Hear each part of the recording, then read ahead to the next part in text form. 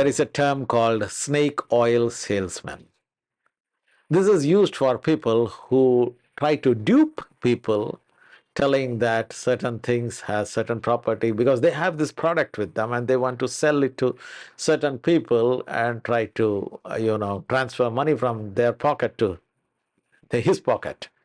So they have this snake oils, or snake oil is basically some product which is good for nothing. In fact, it has a lot of side effects, and it can be counter productive to for what it was used.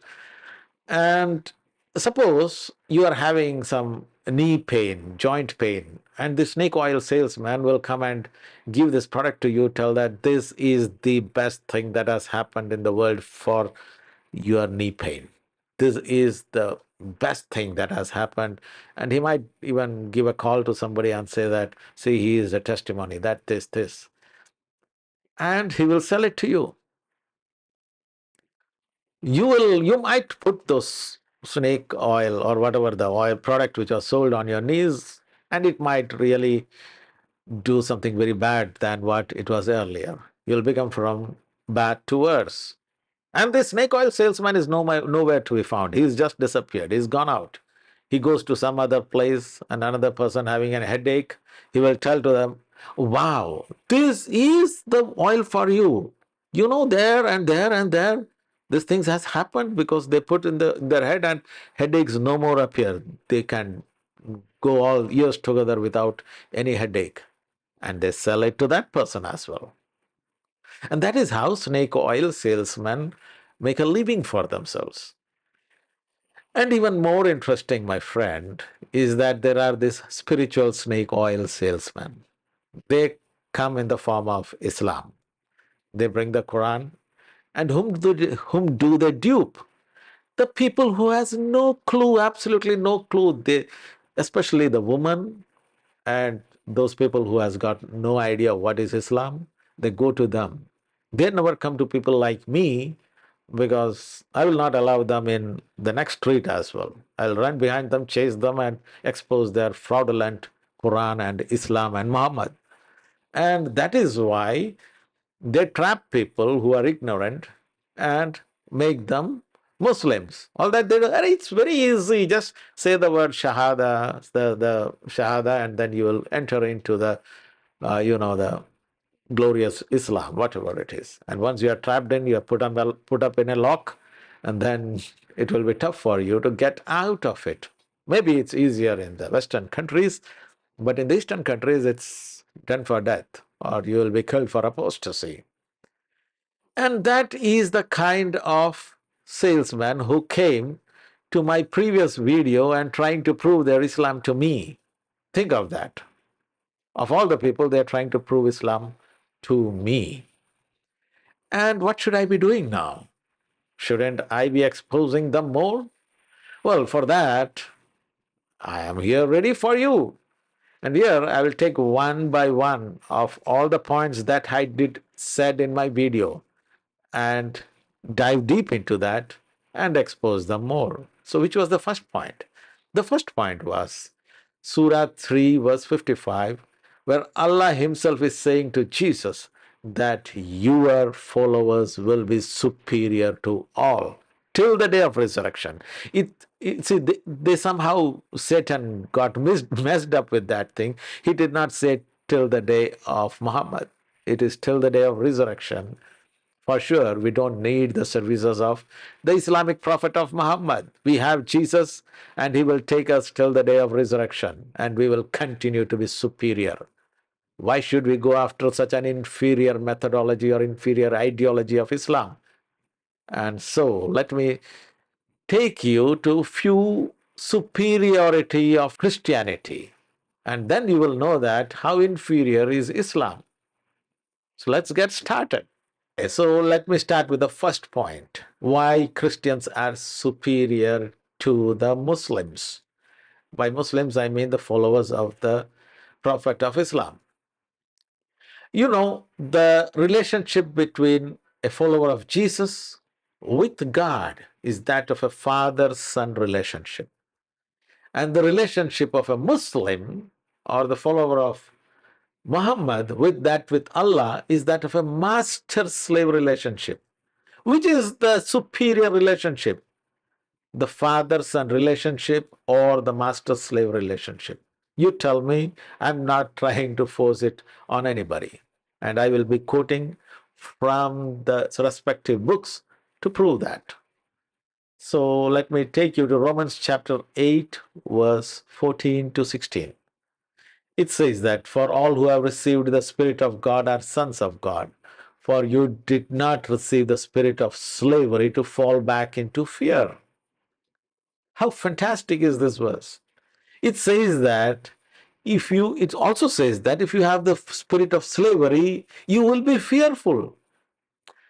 And can you cast any doubt on this fact that the Muslims are such fearful fellows? They can do anything for Allah because they are fearing Allah. The torment of the grave is so much inducing fear in them. You know what Muhammad said? Muhammad said that I do not know what Allah will do with me. That is the kind of confidence he has. He knows for sure that Allah is going to throw him out. So he is not able to tell the truth. So he's saying that I don't know what Allah is going to do with me. What a statement. It tells a lot of things about the relationship that Muhammad had with Allah. Now, if Muhammad had that kind of relationship with Allah, think of the relationship that a normal Muslim has with Allah. Man, it is depressing. It is depressing. But whereas the Christians, we are the sons of God. We have been adopted into the family of God. Let me take you another verse. For in Christ Jesus, you all are children of God through faith. John 1:12. But as many as received him means Jesus Christ, he gave them power to become the sons of God, even them which believe in his name. And what has you got to do? You guys have rejected Jesus. You guys have rejected the sonship of that was offered to you through Jesus Christ. And what did you do? You became a slave. And somehow, see, I still believe that Quran is a satanic book. And because the spirit behind that Quran is satanic, it somehow he could not manage to keep it quiet, and he said very clearly that the followers of Jesus are superior to you guys. What better testimony do you need? Let me take you to one more verse and then I will come to Quran. First John chapter 3 verse 2 and 3. Behold, now we are the sons of God, and it doth not appear what we shall be, but we know that when he shall appear, we shall be like him, for we shall see him as he is, and every man that hath this hope in him purifieth himself, even as he is pure. What is the promise for each one of us? That we will be like Jesus when he comes back, exactly like him. What better promise than? Because Jesus is going to come in his glorified body. He is God incarnate. What better thing do you need? And still you go after that and following after the Prophet of Islam. Now let me come to Quran. In Quran, chapter 3, verse 182, it says that, and Allah is never unjust to his slaves. Think of that. Allah is saying that these people, humans who are following him, are his slaves. When my slaves, this is from Quran 2, 186, when my slaves ask you, O Prophet, about me, I am truly near. You're slaves. Allah considers you guys as slaves. Very, very, very kind of weird, life you have. And in Sahih Bukhari, he says that the Prophet said, do not exaggerate in praising me as the Christians did with the son of Mary, for I am only his slave. So says slave of Allah and his messenger. I mean, what is position you are getting? Slave. Whereas we Christians are sons of God and daughters of God. So tell me, which is superior? The game is over. The Christians are superior. Let me go to another point. Okay, so we know that as per God's relationship vis-a-vis humans, to a Christian, God considers him as his son, and Allah considers a Muslim as a slave. Christianity is superior, or the followers of Jesus are superior. Now, the second point, the superiority is not only with relationship to God, but also relationship to other human beings. So, the first relationship that occurs in a family is basically first with the husband and wife. And how are the husbands expected to treat their wives? Isn't that a parameter to see who is superior and who is inferior? Now, look at this fantastic verse from Surat al Baqarah, chapter 2, that is Surat al Baqarah, verse 223. No doubt, treat your wives as tilth, or the fields where you plow, sow, and reap, harvest. That is what Muhammad or the Allah is making the Muslims consider their wives as. That is the status of a wife in Islam. Wow. Now, as you go down, Islam is basically a misogynistic religion. And what happens is that as it goes down, it says that in verse 230, Surah Al-Baqarah 230, it says that, so if a husband divorces a wife, he cannot after that remarry her until she is married to another husband. It actually goes to say that, you just not marrying, you will have to have sex. That woman who is married, who was divorced by this gentleman, she will have to go marry somebody else, have sex with him, and then if he chooses to divorce her, then only she can come back. That is the kind of status of woman. It's just like you selling a good and bringing a goods. It's just objectified sexual objects, nothing more. That is the level of, you know, standard that a woman can get in a family or in an Islamic society. But is that with the Christian society? Let's get back to the Bible and see who is superior.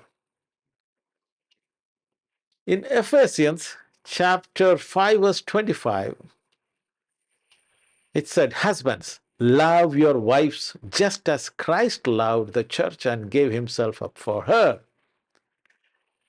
The husbands are commanded to love the wife. Isn't it interesting that it's just not a simple love? The apostle is asking you, the husbands, to love the wives just as Christ loved the church and gave himself for her. That means Christ was ready to die for the bride of Christ. The church of God is the bride of Christ, and Christ died for her. That means if there is a requirement for you to die for your wife under any circumstances, do that. That is the depth of the love a husband is expected to show the wife according to the followers of Christ. Which is superior, my friend? Tell me, which is superior? Let me give you one more verse. It's from 1 Peter chapter 3, verse 7. It says that, husbands, in the same way be considerate as you live with your wives and treat them with respect. Treat them with respect. You are not only supposed to love, you are also supposed to treat them with respect. Dude, which world are you living? It's just like heaven and hell difference. Which is superior? Surely the followers of Jesus are superior till the day of resurrection. No doubt about it. Now let us take one more point and then I will close this video. Okay, so let us get into the third point. As discussed, the first point is about how God treats us as humans from the Christian perspective and from the Islamic perspective. Clearly, the followers of Jesus are superior. The second point was how we treat our wives.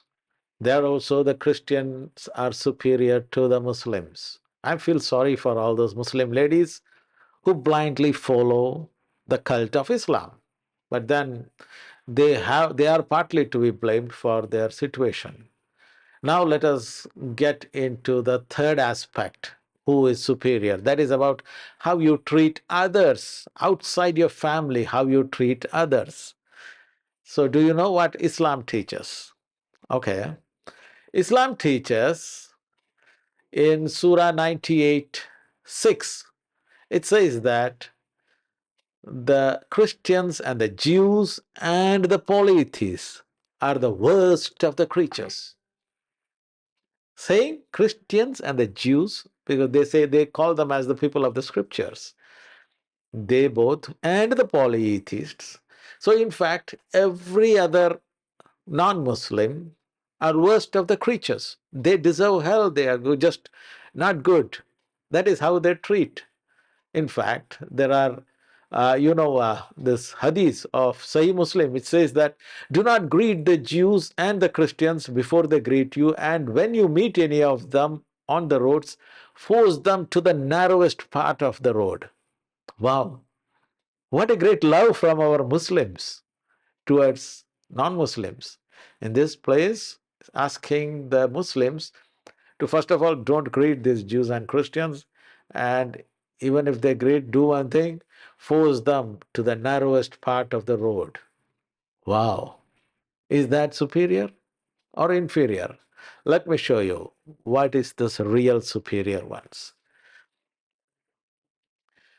In the Bible, Philippians chapter 2, verse 3, it says that do nothing out of selfish ambition or vain conceit. Rather, in humility, value others above yourselves.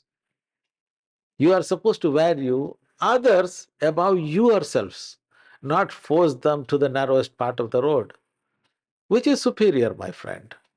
Let me give you one more verse.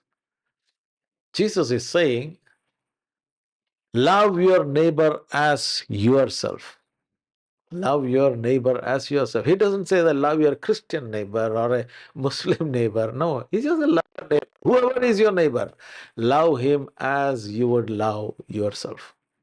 What greater commandment can you get out of this? Whereas the Islamic life, totally gone, bonkers. Now you tell me, which neighbor would you want to live along with? A Christian neighbor who follows the Bible or a Muslim neighbor who follows the Quran? For sure, if you're neighbor of a Muslim neighbor who follows the Quran and you are a non-Muslim, you will be in for big problems.